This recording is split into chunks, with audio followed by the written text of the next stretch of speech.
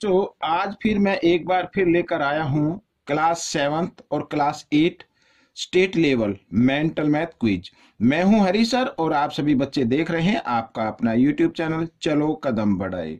मेरे पास किसी बच्चे ने ये कुछ क्वेश्चन भेजे, हालांकि मैंने कुछ क्वेश्चन की वीडियो अपलोड कर दी है, लेकिन फिर कुछ क्वेश्चन आ गए थे तो उनकी वीडियो मैं अब अपलोड कर रहा हूं। तो आपसे रिक्वेस्ट है, प्लीज अगर आप अच्छी रैंक लेना चाहते हैं, अच्छे मार्क्स लेना चाहते हैं तो प्रैक्टिस ज्यादा से ज्यादा कीजिए। आइए करना शुरू करते हैं। Question number first. हालांकि ये क्वेश्चन जो गिवन है ये क्लास 9th का है, लेकिन आपके 7th और 8th क्लास में मेंटल मैथ क्विज में पूछा गया है। देखिए क्या कहता है क्वेश्चन। लिखा a ticket is drawn at random from ticket numbered 3 to 20। ठीक है, 3 से 20 तक टिकट नंबर है। Find the probability of getting a multiple of 3 और 5। यानी 3 और 5 के जो मल्टीपल होंगे उनकी प्रोबेबिलिटी हमें फाइंड आउट करनी है। आइए तो सबसे पहले मैं यहाँ पर काउंटिंग लिख लेता हूँ 3 से लेके 20 तक। ठीक है, 3 4 5 6 7 8 9 10 11 12 13 14 15 16 17 18 90 और 20। ठीक है, तो अब हम इनको काउंट करेंगे टोटल कितने हैं। 1 2 3 4 5 6 7 8 9 10 11 12 13 14 15 16 17 18। तो टोटल नंबर बच्चों हमेशा नीचे आता है। ठीक है, अब इसमें पूछा है 3 का और 5 का मल्टीपल होना चाहिए। तो 3 का मल्टीपल एक तो ये 3 हो गया, 6 हो गया, यानी जो 3 के टेबल में आएंगे वो 3 के मल्टीपल होंगे। ठीक है, इस तरीके से मैंने ये लिख दिया है, ये आ गया। ठीक है, आप पूछा 5 का भी मल्टीपल होना चाहिए। भाई जो 5 के टेबल में आते एक तो ये हो गया, 5 2 10, 5 3 15, तो ये हो ही गया, 5 4 20। ठीक है, अब ये मल्टीपल इनकी प्रोबेबिलिटी फाइंड आउट करनी है। देखो 1 2, अब काउंट करेंगे जो 3 और 5 के टेबल में आते हैं। 1 2 3 4 5 6 7 8 9, ये आ गया बच्चों यहाँ पर। ठीक है, अब आप चाहे तो इसको डिवाइड कर सकते हैं। 9 1 जा 9, 9 2 जा 18, तो 1/2 is the answer of this question. आइए करते हैं क्वेश्चन नंबर सेकंड। तो ये रहा क्वेश्चन नंबर सेकंड। ठीक है, क्वेश्चन नंबर सेकंड कहता है find the value. Value find out करनी है बच्चों।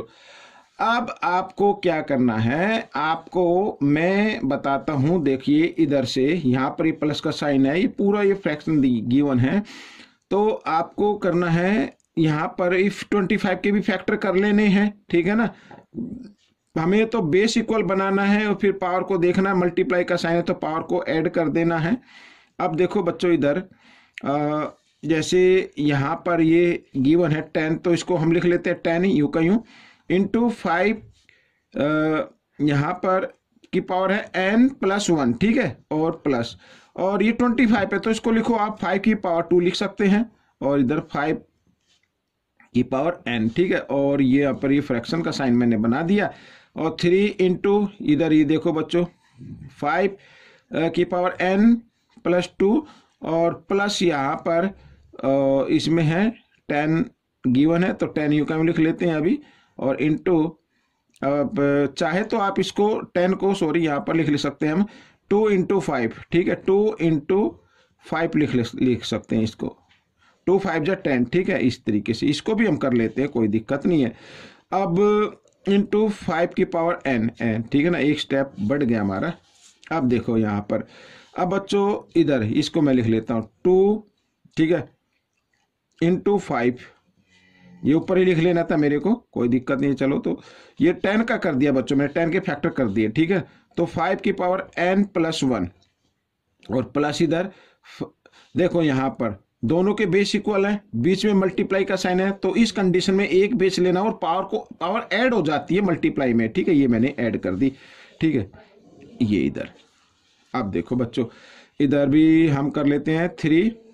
ठीक है, इंटू, और यहाँ पर 5 की पावर n+2 है, कोई दिक्कत नहीं है, और प्लस इधर देखो यहाँ पर 2 ले लिया मैंने, और 5 की पावर इधर 1 है, जिसकी पावर कुछ होती 1 होती है। अब देखो दोनों के बेस इक्वल है, इधर दोनों यानी 5 है और बीच में मल्टीप्लाई का साइन है। तो इस कंडीशन में क्या होगा बच्चों, इनमें से एक बेस लेना है, मल्टीप्लाई की फॉर्म में ये, इनमें से एक बेस लेना है और पावर को ऐड कर देना है। ठीक है, n+1 हो जाएगा, n+1 इस तरीके से। ठीक है, n+1 हो गया। ओ सॉरी, यहाँ पे पहले 1 है तो n+2 हो गया बच्चों। ये यहाँ पे ये है ना n, तो यहाँ पे 1 था, ठीक है, ये लिखा नहीं, तो n+2 हो गया। अब बच्चों अब आपको क्या करना है, देखो इधर फिर वही है, इधर यहाँ पर भी बेस इक्वल है 5 × 5, ठीक है, इसकी पावर कुछ है तो 1 मान लीजिए, और 5 की पावर n+1 है। तो इस कंडीशन में यहाँ भी क्या करना है, ये देखो इधर भी आपको कर लेना है 5 की पावर n+2 हो जाएगा, ठीक है भाई, 1 ऐड हो जाएगा ना, तो 1 में ऐड होगा, तो 5+2 इधर 5 n की पावर सॉरी n+2 ये हो गया, ठीक है, समझ में आ गया, ठीक है ना। अब हमें करना क्या है, अब हमें करना है बच्चों इधर ये इस तरीके से, तो यहाँ पर 3, अब एक बार मैं लिख लेता हूँ 5 की पावर n+2, ठीक है, प्लस और 2 × 5 की पावर n+2, ठीक है। अब बच्चों देखो ऊपर भी 5, यहाँ पर हमारे पास 2 टर्म है, एक तो ये रहा, एक ही रहा, बीच में प्लस का साइन है, ठीक है। मैं इसको आपको दूसरे पेपर पर बताता हूँ, इस पर बता देता हूँ क्योंकि नीचे सेकंड क्वेश्चन आ गया ना। ये देखो अब इनमें से 5 की पावर n+2 हम कॉमन ले लेंगे, ब्रैकेट बनाएंगे, तो यहाँ पे क्या रहा 2 और प्लस यहाँ पे कुछ नहीं रहा तो 1 रहा, ठीक है। इसी प्रकार नीचे से भी हमें क्या ले लेना है, 5 की पावर n+2 ले लेना है, दोनों में है ना भाई, 2 टर्म है हमारे पास 1 और 2, तो यहाँ पर सॉरी n+2, ठीक है, इस तरीके से ले लेंगे। और यहाँ पर बचा 3 और प्लस इधर क्या बचा, इधर बच गया 2 बच गया भाई इधर, तो ठीक है ये रहा। अब करना क्या, ये तो कैंसिल हो गया बच्चों यहाँ पर, तो 2 + 1 3 और 3 + 2 हो गया 5। This is the answer of this question. तो ये आपका आंसर निकल गया, ठीक है ना। तो इस तरीके से क्वेश्चन सोल्व हो गया है। अब करेंगे हम क्वेश्चन नंबर यहाँ पर 3।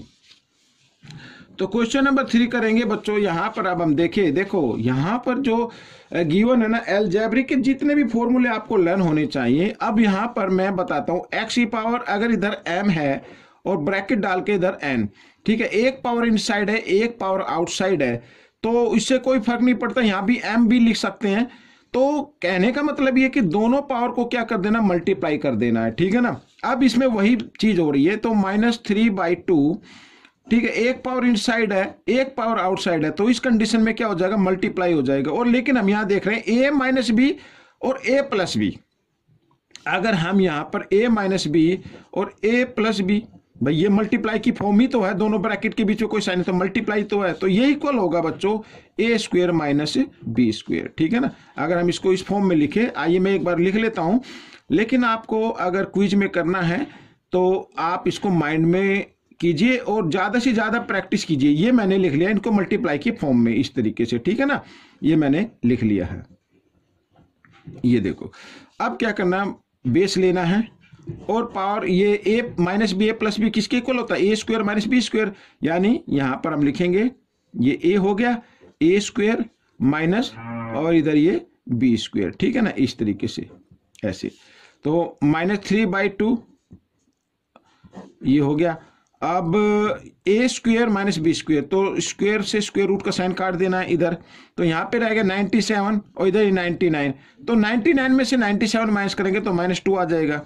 अब बच्चों ये देखना है, अगर पावर माइनस में आती है तो हम क्या करते हैं, बेस का रेसिप्रोकल कर देते हैं, यानी कि माइनस का साइन ऊपर ही रखना है, 2 ऊपर आ जाएगा 3 नीचे आ जाएगा, ये इसे रेसिप्रोकल कर देता है, 2 ऊपर और 3 नीचे, ठीक है ना, पावर जब माइनस में होती है। और इस तरीके से पावर प्लस में हो गई। अब -2 को 2 टाइम्स मल्टीप्लाई करेंगे 4 और 3 को 2 टाइम्स मल्टीप्लाई किया 9। This is the answer of your question, ठीक है। तो ये क्वेश्चन भी आपका सोल्व हो गया है। अब हम करेंगे क्वेश्चन नंबर 4। ये रहा आपके सामने क्वेश्चन नंबर 4 बच्चों। तो क्या कहता है, रीड कर लेते हैं।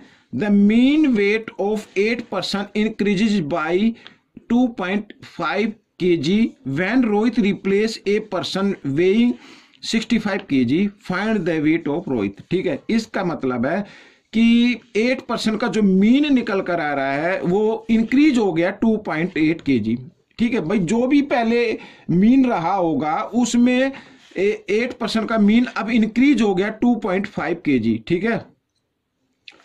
तो अब ये कब इंक्रीज हुआ, जब रोहित को, यानी किसी का वेट 65 केजी था, उसके स्थान पर रोहित को ले आए, तो हमें करना है रोहित की वेट, जो रोहित का वेट है वो हमें फाइंड आउट करना है।